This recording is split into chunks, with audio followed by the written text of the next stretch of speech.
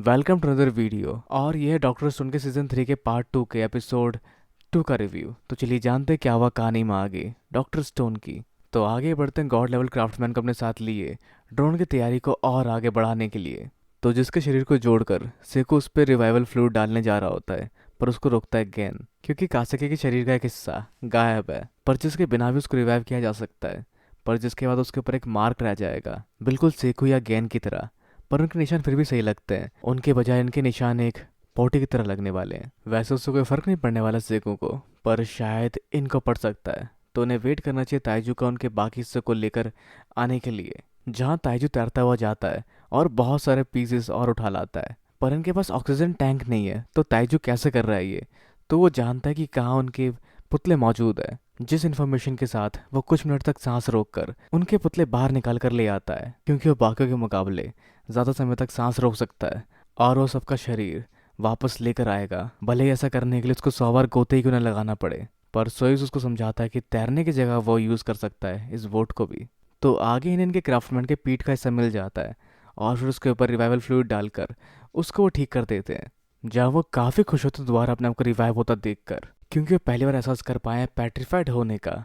पर यह खतरनाक बात भी हो सकती थी अगर वो दोबारा रिवाइव ना किए जाते तो, पर उनको इन पे पूरा भरोसा था। पर खैर इसके अलावा जब वो दोबारा रिवाइव हुए हैं, वो काफ़ी तक अच्छा महसूस कर रहे हैं। तो ये फीलिंग क्या है, वो इतना अच्छा क्यों महसूस कर रहे हैं। तो इसका कारण है उनके दोबारा रिवाइव होने की वजह से उनके शरीर की पुरानी समस्या जैसे अर्थराइटिस यानी जोड़ों का दर्द वगैरह जा चुका है, जो अब ठीक हो चुका है। तो काफ़ी तक पत्थर बनाने वाली टेक्नोलॉजी हेल्पफुल थी मेडिकल बेनिफिट्स के लिए। तो अब क्योंकि ये पहले से ज़्यादा बेहतर महसूस कर रहे हैं, तो उनके लिए बहुत सारे और बेहतरीन काम है, जिनमें से एक है ये ड्रोन बनाना, जिसको देखकर वो और ज़्यादा एक्साइटेड हो जाते हैं। पर इस सब की शुरुआत उन्हें करनी पड़ती है अपने लैब कार को देखकर उसकी पस्त हालत को ठीक करने से लेकर, तो जहाँ बाकी लोग बाकी लोगों के शरीर के टुकड़ों को जोड़ने में लग जाते हैं। और साथ ही हम जानते हैं कैसे बनेगा ड्रोन इस जमाने में, जिसके लिए इस्तेमाल करेंगे ये एक्चुअल चिड़िया के पंखों को और उसको डुबोएंगे प्लास्टिक में।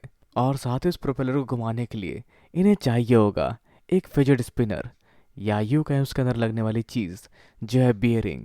और हाँ बिल्कुल उसकी ज़रूरत पड़ेगी, क्योंकि उसके बिना मोटर की स्पीड ज़्यादा तेज़ नहीं बढ़ सकती और कोई भी चीज़ अपनी लिमिट से ज़्यादा तेज़ नहीं घूम पाएगी। तो जिसके लिए अपने लैब कार्ड के इस्तेमाल से कुछ कंकड़ निकालते हैं जो गोल गोल होते हैं, जिनको उनके साइज़ के हिसाब से अलग अलग कैटेगरी में बांटा जाता है। तो जहाँ इन्हें इन गोलों को ही जोड़कर एक बेरिंग बनाना है, जो सब बात इनके क्राफ्टमैन को समझ आती है, जो समझते हैं इस चीज़ को गोल घेरे में लगा पाना थोड़ा मुश्किल होने वाला है। और साथ ही आगे ताइजी बाकी लोगों के बचे हुए हिस्सों को भी वहां ले आता है, जिन सभी के शरीर को ये लोग जोड़कर एक कर रहे होते हैं, और साथ ही अपनी मेहनत के साथ काइसे के बना देते हैं बियरिंग और उसके साथ बने पंखुड़ी को, जिससे ड्रोन का एक हिस्सा तैयार हो जाता है। पर इस सब के अलावा बाकी सभी पुतले जो उठा के लाया ताइजू, उन सब में एक अननोन बंदा भी होता है।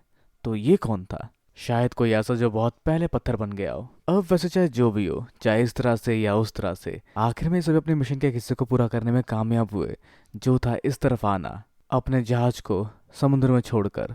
तो वैसे धीरे धीरे ये इन सबको रिवाइव कर सकते हैं, पर इनके पास इतना समय नहीं हुआ यहाँ पर कि ये सबको इकट्ठे रिवाइव कर सके, क्योंकि अगर उन लोगों ने इस केव को ढूंढ लिया तो जल्दी वो लोग भी इनको पत्थर बना देंगे और ये सब कुछ नहीं कर पाएंगे। तो जल्दी इन्हें उनके पेट्रीफाइड बीम को पकड़ना है, इससे पहले वो उनके हाइड आउट को ढूंढ ले। और अगर पेट्रीफाइड बीम हमारे हाथ लगी तो इससे कोई फ़र्क नहीं पड़ता कि वो हमारे खिलाफ क्या करेंगे और वो हमसे कितने ज़्यादा होंगे, हम उन्हें आसानी से हरा देंगे।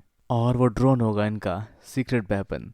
तो क्या वो तैयार हुआ। तो वैसे बेरिंग तो तैयार हो चुकी है, जहाँ बाद में बेरिंग का इस्तेमाल करते हुए पंखुड़ी लगा दी जाती है और मोटर के साथ सारी बेरिंग घूमना शुरू कर देती है।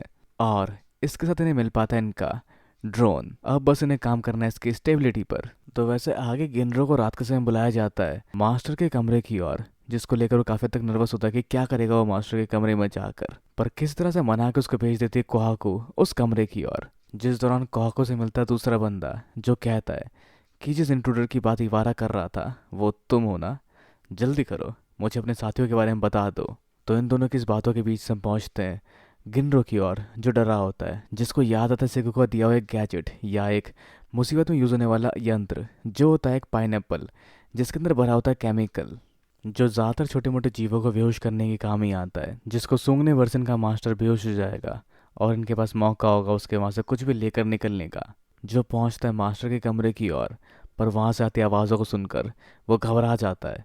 पर वहाँ पर मौजूद होता है इवारा, जो कहता है कि वो यहाँ बुलाया गया है हमेशा की तरह आम कामों के लिए, जिस पर इवारा कहता है कि मास्टर को कैसे खुश करना है तुम शायद नहीं जानती, तो क्यों ना मुझे मौका दिया जाए पहले तुम्हें सिखाने का, ताकि उसके बाद तुम मास्टर को खुश कर सको। जहाँ इवारा फुल मजे लेने को तैयार है गिनरो के साथ, जहाँ गिनरो घबरा जाता है और कहता है कि मैं एक आदमी हूँ, मैं एक आदमी हूँ, पर उसका इंप्रेशन कुछ ऐसा है कि वो एक सख्त मिजाज की लड़की है जिसका वो मज़ा लेना चाहेगा। और आगे कोहाको से दूसरा बंदा मिलता है जिस पर कोहाको कहती है अगर मैं घुसपैठिया हूँ तो तुम्हें क्यों लगता है कि मैं तुम्हें अपने साथियों का लोकेशन इतनी जल्दी बता दूंगी। जिसके बाद वो एक हथियार निकाल लेती है जिसको देख के वहाँ मौजूद बाकी सैनिक चौकन्ना हो जाते हैं। पर कोहाको उसके बाद बाकी सैनिकों पर टूट पड़ती है जिसे देख बाकी सैनिक उसकी ओर बढ़ते हैं और उसको मारने की बात करते हैं। पर जिस सब कमोशन को ही रोकता है क्योंकि ये सामना करना चाहता है कोहाको का। जहाँ वो कहता है कि तुम एक क्यूट लड़की को क्यों मारना चाहते हो और मत भूलो ये इनर पैलेस मेरे मनोरंजन के लिए है। तो जहाँ काको महसूस कर पाती है कि ये पावरफुल है और इसको रोकने की जिम्मेदारी उसकी ही होनी चाहिए। जहाँ वो बिना झिझके अपने बारों के साथ तैयार होती है लड़ने के लिए। जहाँ वैसे शुरू में इन दोनों ने लड़ने का फैसला कर लिया था, अब खैर आगे वहाँ बचता बचाता सा गिनरो अपने हाथ से फेंक देता उस पाइनएप्पल को जिसके अंदर था केमिकल, जिसकी स्मेल की फ्यूम से बेहोश हो जाता है इवारा। जहाँ ये मौका होता है गिनरो का वहाँ से भागने का, पर वो जानता है कि अगर वो बिना किसी क्लू या चीज़ के वहाँ से भागा तो क्वाक उसको नहीं छोड़ेगी।